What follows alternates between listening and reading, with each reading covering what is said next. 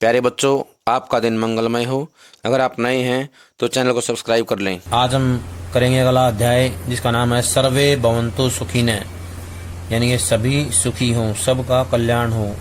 इस भावना से ओतप्रोत है ये पाठ, यानी कि मानव समाज का कल्याण होना चाहिए। सर्वे भवन्तु सुखिनः पाठ में ऋग्वेद के 10वें मंडल के 19 सूक्त के संज्ञान सूक्त के 4 श्लोकों को लिया गया है। श्लोक होता है सूक्त। इसके पहले मंत्र में अग्नि देवता की स्तुति की गई है। इस सूक्त के शेष 3 मंत्रों में संज्ञान देवता की उपासना निहित है। इस सूक्त के ऋषि सवनन हैं। ऋषि सवनन होता है आंगिरस, ऋषि आंगिरस हैं इसके। सूक्त के मंत्रों का उद्देश्य मानव का कल्याण है, मानव समाज में एकता स्थापित करना है। ओम सम समिद्धुवशे विरसन्नग्ने विश्वनार्य आ इडस्पदे समिधशे स नो वसुन्याभर। सम असम होता है अच्छी तरह से। सम असम क्या होता है? अच्छी तरह से। इत होता है निश्चय ही। युव से मिलाते हो। विरसन कामनाओं के वर्षक। अग्नि अग्नि देवता। विश्वानी विश्व के सभी प्राणियों के। अर्य प्रभु स्वामी या प्रभु या मालिक ईश्वर।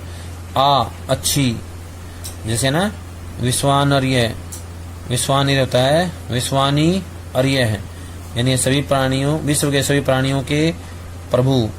आ अच्छी तरह से। इड है इसके, यानी पृथ्वी के। पदे स्थान।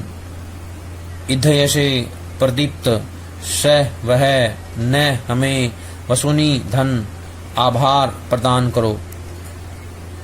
ये जो प्रसंग है, हमने जो पाठ में पढ़ा था उन्हीं लाइनों को लेना है यहाँ से, जो लाइनें जो हमने पढ़ी हैं। तो बताना है प्रसंग में ऋग्वेद के संज्ञान सूक्त के इस पहले मंत्र में अग्निदेव की उपासना करते हुए ऐश्वर्य प्रदान करने की प्रार्थना की गई है। ऋषि समनन यानी कि आंगिरस, ऋषि आंगिरस तथा अनुष्टुप छंद है। हे कामनाओं के वर्षक, यानी कि वर्षा करने वाले अग्नि प्रभु यानी अग्निदेव, आप सभी सुखों को प्रदान करने वाले हो। अग्निदेव से प्रार्थना की गई है कि हे अग्निदेव, तुम सभी कामनाओं की वर्षा करने वाले हो, सारे सुखों को प्रदान करने वाले हो। आप सभी प्राणियों में व्यापक अंतर्यामी ईश्वर हैं। आप यहाँ यज्ञ वेदी पर प्रदीप्त किए जाते हैं। जब भी यज्ञ किया जाता है तो धरती के ऊपर जो है अग्निदेव को ही प्रदीप्त करते हैं, अग्निदेव को ही प्रज्वलित करते हैं। वह हमें विभिन्न प्रकार के ऐश्वर्य धन आदि प्रदान करें। वह कौन? अग्निदेव। वो जो अग्निदेव हैं हमें क्या करें? विभिन्न प्रकार के ऐश्वर्य धन आदि प्रदान करें। हिंदी देखें। हे प्रभु, तुम शक्तिशाली हो, बनाते सृष्टि को। वेद सब गाते तुम्हें हैं, कीजिए धन वृष्टि को। अगला श्लोक है सम गच्छध्वम सम वदध्वम सम वो मनांसी जानताम।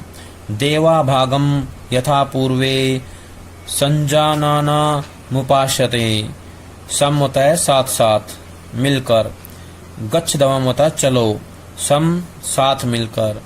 वध्वम बोलो, यानी एक जैसी वाणी बोलें। सम साथ साथ। वह मनांसी एक दूसरे के मन को। जानताम समझें, यानी कि एक दूसरे मन को जाने। देवा देवतागण। भागम अपने भाग को। यथा जिस प्रकार से। पूर्व पहले प्राचीन काल में। सम अजानना एक मत होते हुए। उपासते ग्रहण करते रहे हैं। प्रसंग वही आएगा। ऋग्वेद के संज्ञान सूक्त के इस दूसरे मंत्र में संज्ञान देवता की उपासना करते हुए सभी मनुष्यों के एक मत व एकजुट रहने की कामना की गई है।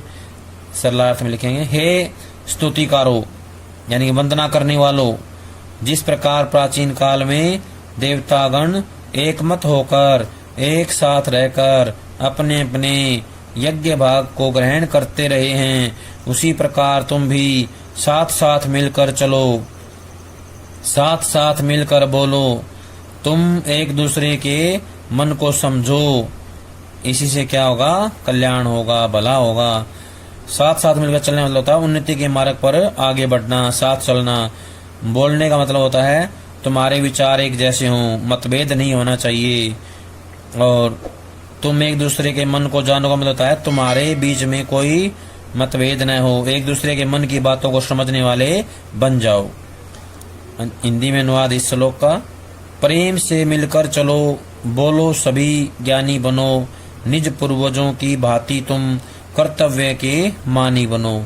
यानी कि अपने कर्तव्य का पालन करो और अपने पूर्वजों की भांति जो है नियमों का पालन करो, आपस की बातों को समझो, मिलकर बोलो, एक जैसे बने रहो, तभी समाज का कल्याण होगा।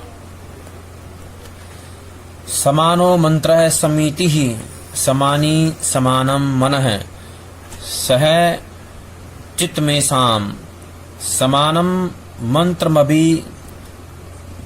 मंत्रम विमंत्रये वह समानेन वो हविषा जुहोमी। शब्दार्थ देखें, समान एक जैसे हो, मंत्र मंत्रणा विचार, समिति गोष्ठी, प्राप्ति सभा, समानी एक समान, समानम समान हो, मनः मन भी, सह साथ, चितम चित्त, ज्ञान अंतःकरण, ऐसाम आप सभी का, समानम समान, मंत्रम मंत्र, अभिमंत्रेय होता है कहता हूँ, अभिमंत्रित करता हूँ। ऋग्वेद के संज्ञान सूक्त के इस तीसरे मंत्र में संज्ञान देवता की उपासना करते हुए सभी मनुष्यों को समानता की भावना धारण करने की कामना की गई है। इसके ऋषि शवनन है तथा इसमें त्रिष्टुप छंद है। इसमें कहा गया है, हे स्तोताओ, हम सभी की मंत्रणा एक जैसी हो। मंत्रणा मतलब होता है विचारधारा, सोच, एक दूसरे की सोच जो है समान होनी चाहिए, बराबर होनी चाहिए, एक जैसी होनी चाहिए। हमारी गोष्ठी यानी कि सभाएं, हमारी सभा भी एक समान हो, भेदभाव रहित हमारी सभा होनी चाहिए। आप सभी का ज्ञान या अंतःकरण के साथ साथ मन भी समान होना चाहिए। मैं आप सभी को एक समान मंत्र से अभिमंत्रित करता हूँ। मैं तुम्हारे लिए एक ही हवि की आहुति देता हूँ, यानी कि यज्ञ करता हूँ, सबके लिए एक जैसा यज्ञ करता हूँ, अर्थात एकता रूपी हवि को समान रूप से प्रदान करता हूँ। जब हर तरह से एकता होगी, हर प्रकार से एकता होगी, तभी समाज में एकता आएगी, समाज एक बनेगा। हिंदी देखें श्लोक की, हो विचार समान सबके, चित्त मन सब एक हों, ज्ञान देता हूँ बराबर, भोग्य पा सब नेक हों। अगला श्लोक है, समानी वै आकुति ही समाना हृदयानी वै, समानमस्तु वो मनो यथा वह सुसहस्ति।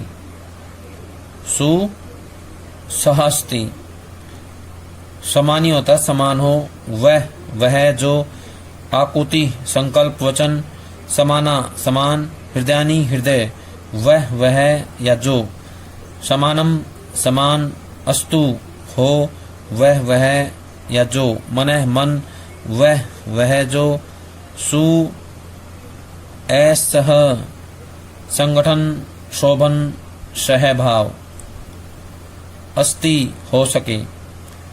ऋग्वेद के संज्ञान सूक्त के इस अंतिम मंत्र में संज्ञान देवता की उपासना करते हुए समान भावों विचारों को अपनाकर संगठित होने की कामना की गई है। इसके ऋषि सवनन हैं तथा इसमें अनुष्टुप छंद का प्रयोग किया गया है।